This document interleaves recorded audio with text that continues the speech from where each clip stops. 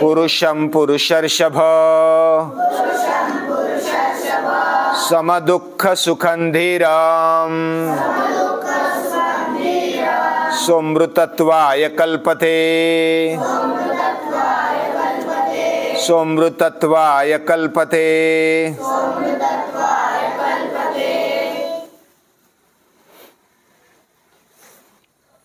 मन अगर अस्वस्थ है तो वो व्यथित होता है, दुखी होता है। मन के जैसा नहीं हुआ तो वो दुखी होगा ना। मन के विरुद्ध हो गया तो हम दुखी होते, मन के जैसा हो गया तो हम सुखी होते। जिधर शरीर को कष्ट होता है, इंद्रियों को कष्ट होता है, तो मन बोलता है कि नहीं नहीं, इंद्रिय बोलते मन को कि ये ज्यादा हो गया, कष्ट करना होता है, सूर्य नमस्कार करने, सुबह उठना, ठंडे पानी से नहाना, ठंडी भी है। लेकिन इससे हमारे मन को एक ट्रेनिंग मिलता है, मन मजबूत बनते जाता है। हर रोज जब हम मन लगाकर, समझो कि सीधी साधी कृति है, उसको अगर मन लगाकर करते हैं तो उसमें कष्ट भी है तो वो सहन कर लेते हैं। और यही मन का और इंद्रियों का ट्रेनिंग है।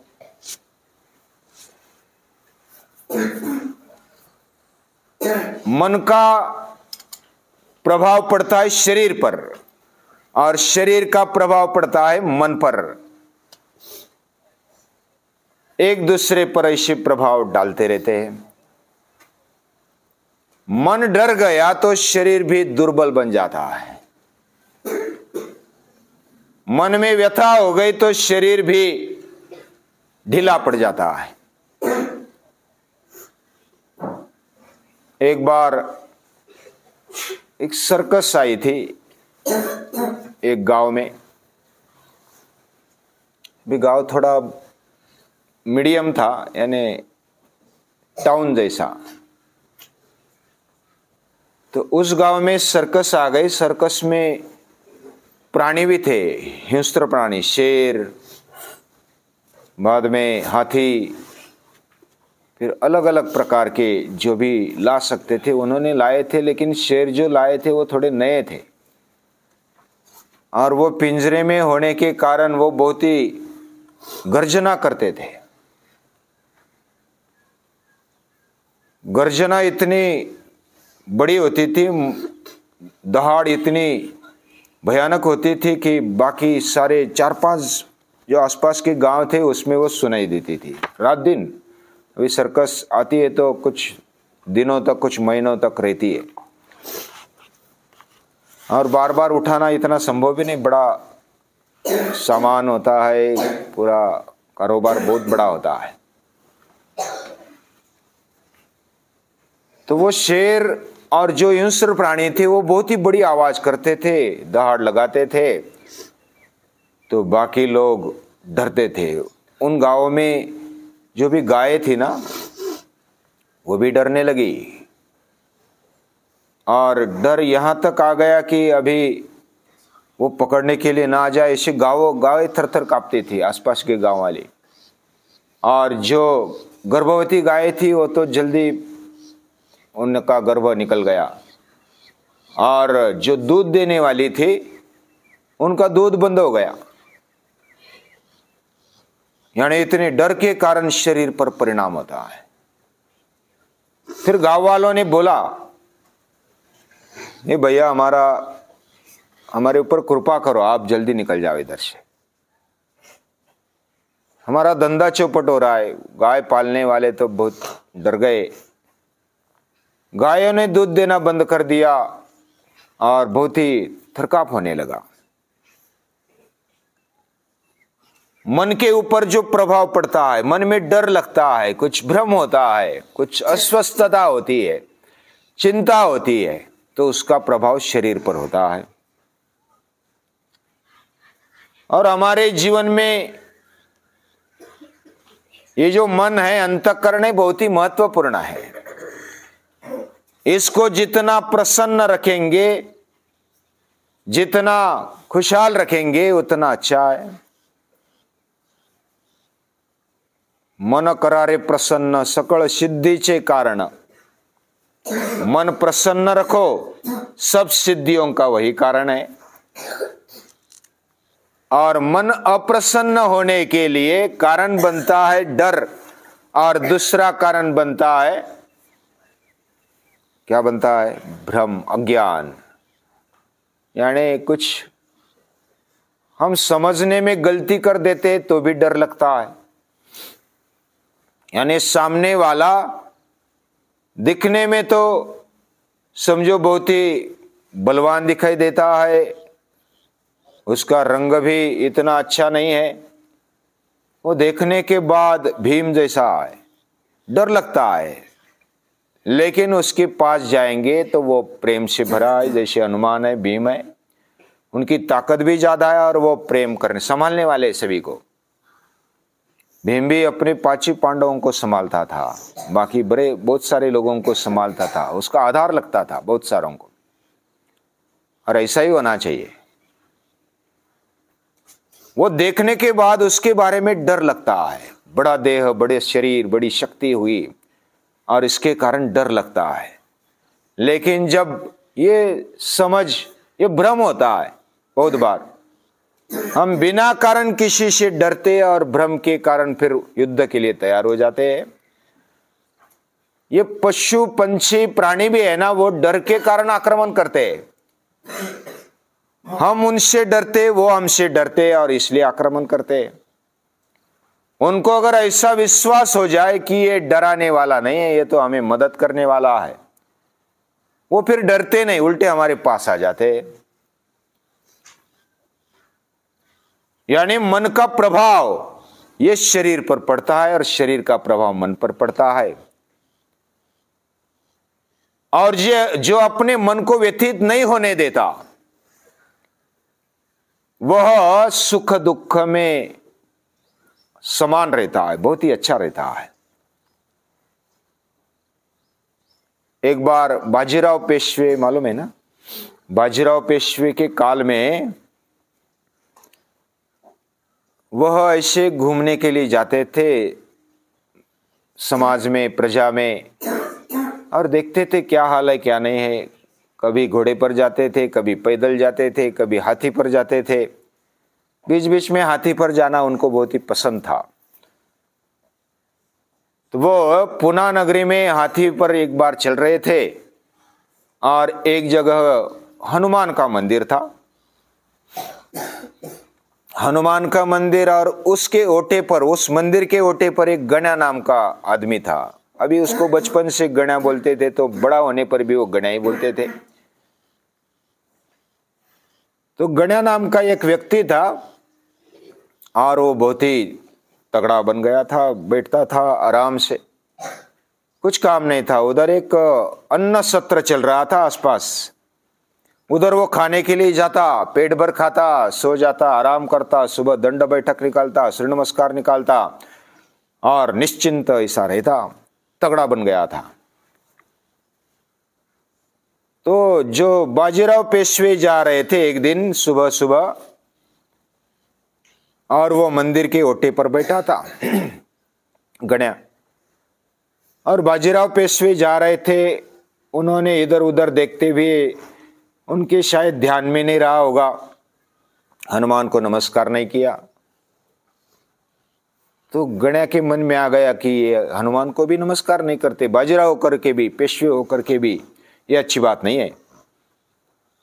वो तुरंत खड़ा हो जाता है और हाथी की पूंछ पकड़े हुए रोक देता है उसको। माहुत ने बहुत प्रयास किया, अंकुश लगाया, फटकार लगाई हाथी को, लेकिन हाथी एक कदम भी आगे नहीं बढ़ सका। गण्या ने उसको पकड़ कर रखा तो हाथी भी हिल नहीं सका। फिर बाजीराव बोलते कि क्या बात है, वो पीछे देखा तो गण्या ने पूंछ पकड़ कर रखी है। वो बहुत ही हाथ पांव हिलाता था, लेकिन उसकी ताकत नहीं चली हाथी की भी, इतनी ताकत थी गण्या में। तो बाजीराव ने देखा तो ये तो क्या नाम है तेरा, बोला कि गण्या। मुझे गणा बोलते आपने नमस्कार नहीं किया तो मैंने रोक कर रखा, आप नमस्कार करो मैं छोड़ दूंगा। तो बाजीराव ने नमस्कार किया हनुमान को, उसको भी नमस्कार किया, नमस्कार भैया। तो फिर गणा को बोला कि मैं खुश हूं तेरे पर। बाजीराव बोले कि मैं तेरे पर खुश हूं, बहुत ही ताकतवान है। क्या करता है? कुछ नहीं करता, अन्न सत्र में खाता हूं, इधर बैठता हूं, आराम करता हूं, नमस्कार निकालता हूं, दंड बैठक निकालता हूं। तो मैं खुश हूं तेरे पर। कल से क्या करना, आज से ही तू मेरे घर हर रोज खाने आ जाना और मेरे साथ खाना। लेकिन तुझे एक ड्यूटी देता हूं। क्या ड्यूटी देता हूं? तूने सुबह 6 बजे और शाम को 6 बजे हनुमान के सामने एक दीपक जलाना है। 6 बजे, 6 बजे मतलब 6 के पहले भी नहीं, 6 के बाद भी नहीं, और सुबह और शाम 2 टाइम। और अगर चूक गया तो मैं तेरी गर्दन उड़ा दूंगा। और लेकिन बरकरार रखा, 6 बजे दिया लगाना, शाम को लगाना, और मेरे साथ भोजन करना रोज। अभी पेशवे के साथ भोजन है तो वो सादा सुदा थोड़ा ही भोजन है, काजू बादाम लाडू पेड़े जो भी चाहिए मिष्टान हर रोज। इसको तो मजा आ गया, क्या काम है सुबह शाम दिया लगाना और भोजन करना आराम से, बाकी तो कुछ काम नहीं। लेकिन कुछ दिन तक उसने तो किया भोजन भोजन, और सुबह दिया लगाना, शाम को दिया लगाना, 6 बजे मतलब 6 बजे। तो उसको है ना शाम को 6 बजे लगाना था, सुबह 6 बजे लगाना था, उठने की चिंता रहती थी। और शाम को फिर दोपहर में नींद ना आ जाए, क्योंकि 6 बजे का टाइम अगर चला गया तो अच्छी बात नहीं। तो उसको चिंता लगने लगी। भोजन तो पहले कुछ दिन बहुत अच्छा किया, लेकिन नींद आती थी। मिष्टान्न खाते तो नींद आती, शरीर पर परिणाम होता है उसका। फिर वो कम खाने लगा कि अगर ज्यादा खाऊंगा तो फिर क्या होगा, नींद आएगी, नींद आएगी तो फिर 6 बजे का टाइम चुक जाएगा, और चुक जाए तो क्या होगा, डायरेक्ट गर्दन उड़ा देंगे। वो चिंता लगी रहती थी, मन में ये विचार आता था, तो भोजन कम हो गया। फिर 1 साल बाद फिर हाथी पर आए बाजीराव, और गणा को बोला हनुमान मंदिर के सामने कि अभी पूछ पकड़। उसने पूछ पकड़ा और पकड़ के रख, उसने पकड़ कर रखा, लेकिन अभी हाथी रुक नहीं रहा था। हाथी तो आगे जा रहा था।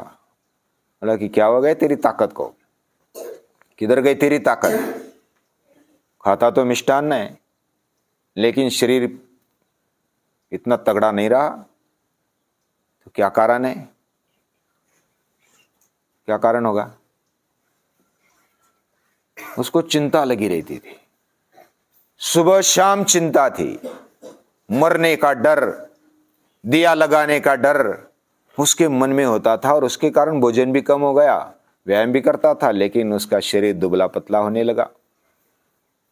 चिंता के कारण ऐसा होता है। मन में अगर व्यथा है, चिंता है, डर है, कुछ अस्वस्थता है, तो मन वो भी दुर्बल होता है और शरीर भी दुर्बल होता है।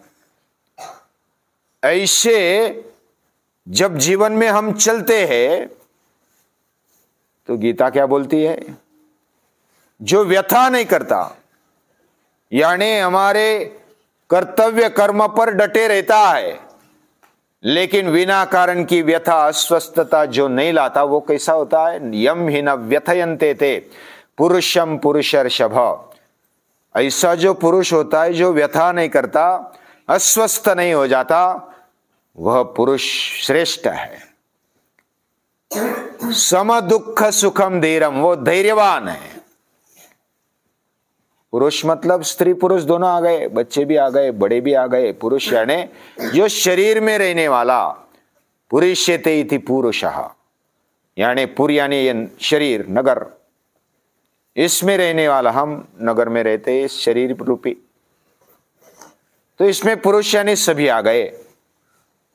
वो पुरुष श्रेष्ठ है, और ऐसा पुरुष सुख दुख में विचलित नहीं होता है, और सोमृतत्वाय कल्पते, वह अमृत तत्व को प्राप्त हो जाता है, यानी भगवान के साथ मिल जाता है। हमारा जीवन ऊंचा होना चाहिए। हम व्यथा करते हैं, व्यथा क्यों करते हैं? हम एक तो ना समझ के कारण व्यथा करते हैं, या तो डर के कारण व्यथा करते हैं, चिंता करते हैं। और ये चिंता बिना कारण ना हो, और कारण भी है तो व्यर्थ चिंता क्यों? अलग अलग प्रकार की चिंता होती है। कोई बोलेगा, कोई डांटेगा, कोई भोजन मिलेगा नहीं मिलेगा, नींद आएगी नहीं आएगी, बहुत सारी चिंताएं होती है, हजारों। ये चिंता से कैसे छुटकारा पाए? तो भगवान को पकड़ो। हमारे साथ भगवान है, ईश्वर है, वो हमारे अंदर रहता है और वो हमें संभालता है।